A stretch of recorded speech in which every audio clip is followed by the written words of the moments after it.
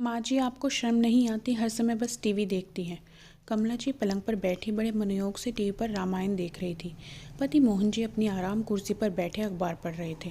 कमला जी पूरी तरह से रामायण में डूबी थी कि अचानक खट की आवाज़ आई और टीवी बंद हो गया। कमला जी एकदम चौंक गई।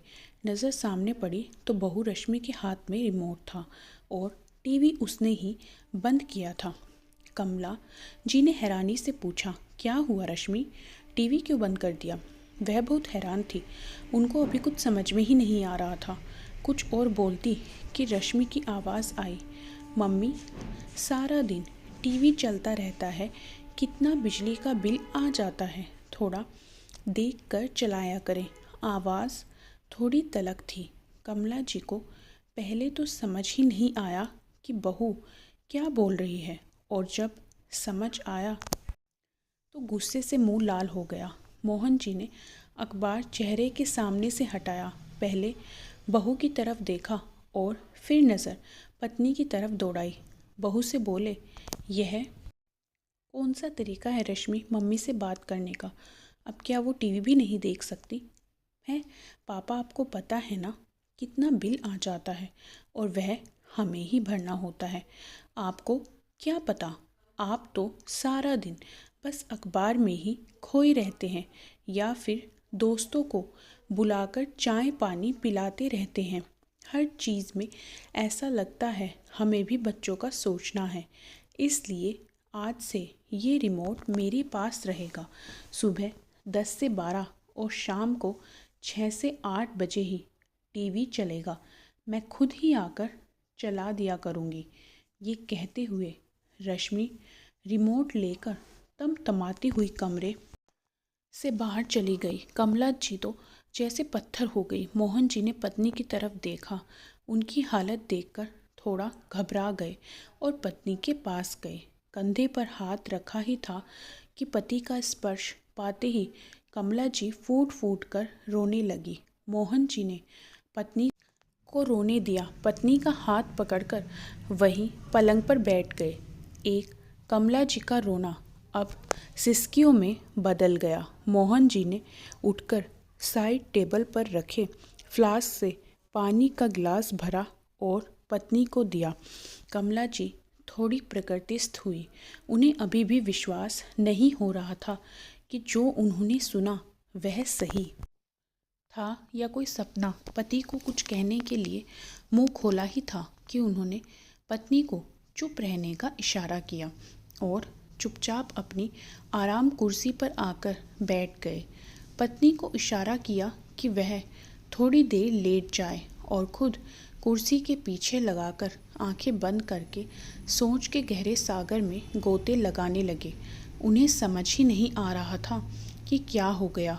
एक तूफान आया और सब तितर बितर कर दिया और पीछे छोड़ गया अनकहा दर्द। पत्नी की तरफ देखा तो वह भी आंखें खोले उसकी तरफ देख रही थी। घर की हवा में बदलाव तो वे पिछले 2-3 महीने से ही महसूस कर रहे थे। बहू का बिना बात के खींचना, बेवजह चीखना चिल्लाना पहले बेटा आते जाते मिलता था, पर अब सिर्फ डिनर टेबल पर ही दिखता था। मोहन जी या कमला जी कुछ पूछें तो बस हो या ना में जवाब मिलता था। बहू ने 1-2 बार इशारे इशारे में जता भी दिया कि यह मकान उनके नाम कर दे। मोहन जी ने सोचा भी कि बाद में भी उन्हीं का होना है तो नाम कर देने से क्या फ़र्क पड़ेगा, और अब वे मन ही मन अपने साड़ू साहब को धन्यवाद देने लगे जिन्होंने उन्हें यह सलाह दी कि भाई साहब, अपने जीते जी मकान किसी के नाम नहीं करना हो, वसीयत ज़रूर बना दो और उसमें भी मकान पहले अपने पत्नी के नाम लिखना और उसके बाद बेटे के नाम। पत्नी का बुढ़ापा मत खराब करना।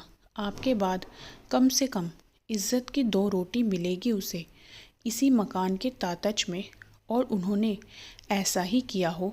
यह ज़रूर था कि बेटे बहू को इस बात की जानकारी नहीं दी, क्योंकि यह सलाह भी साड़ू भाई ने ही दी थी कि औलाद का असली रंग देखना हो तो झूठ बोलकर देख, तो सच्चाई सामने आ जाएगी। इतनी जल्दी नकाब उतरेगा यह नहीं सोचा था।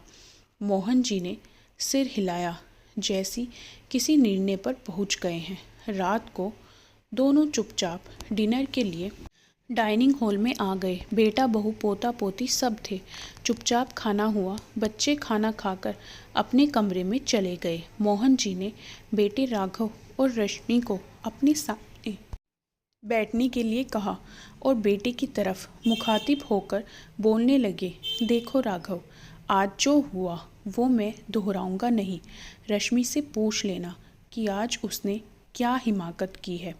ना कुछ बोलने की ज़रूरत नहीं है।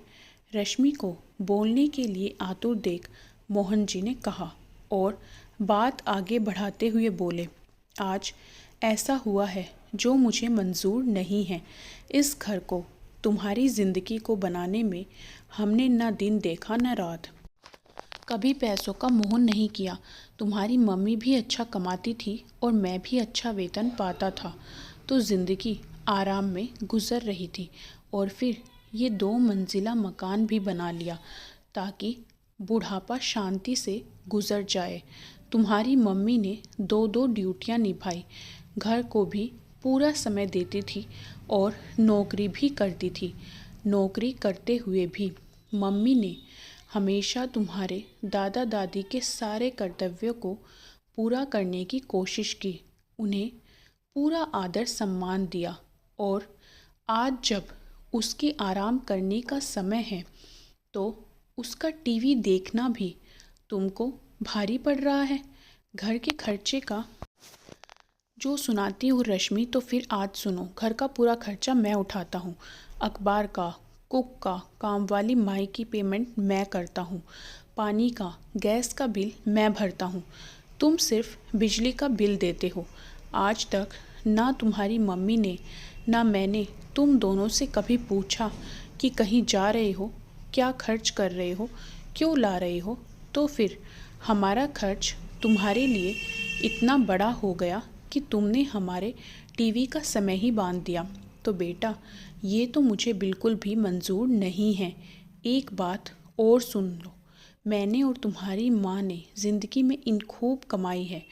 अब अगर घर में मेरी या तुम्हारी माँ की बेइज्जती हो तो मैं बिल्कुल बर्दाश्त नहीं करूँगा। इसलिए मैंने आज ये फ़ैसला किया है कि या तो तुम ऊपर की मंजिल पर शिफ्ट हो जाओ, अपनी गृहस्थी अलग बसाओ और मुझे हर महीने 45,000 रुपये किराया दो, और या फिर कोई दूसरा मकान ढूंढ लो तो मैं ऊपर की मंजिल किराए पर चढ़ा दूँगा, जिससे हमारा काम बहुत अच्छे से चल जाएगा। हम दोनों की पेंशन भी आती है, तो पैसों की तो कोई चिंता नहीं है। अच्छा हुआ अभी मैंने ये मकान तुम्हारे नाम नहीं किया, वरना हमें तो बेघर करने में तुम एक दिन भी ना लगाते।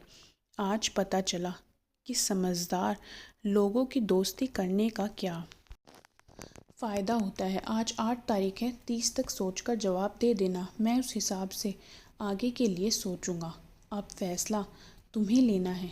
चलो कमला, कहते हुए मोहन जी उठे और पत्नी का हाथ पकड़कर अपने कमरे की तरफ बढ़ गए, बिना देखे कि अभी जो बम उन्होंने पीछे छोड़ा था उसका असर उन दोनों पर क्या हुआ। हमें अपने माँ बाप के साथ ऐसा नहीं करना चाहिए। माँ बाप जो कुछ कमाते हैं, सेविंग करते हैं, मरने के बाद उनके बच्चों का ही होता है। तो फिर हम माँ बाप के साथ इतना गलत क्यों करते हैं। दोस्तों, कहानी कैसी लगी कमेंट बॉक्स में ज़रूर बताएं। वीडियो को लाइक करें, शेयर ज़रूर करें। चैनल पर पहली बार आएँ तो सब्सक्राइब करना ना भूलें।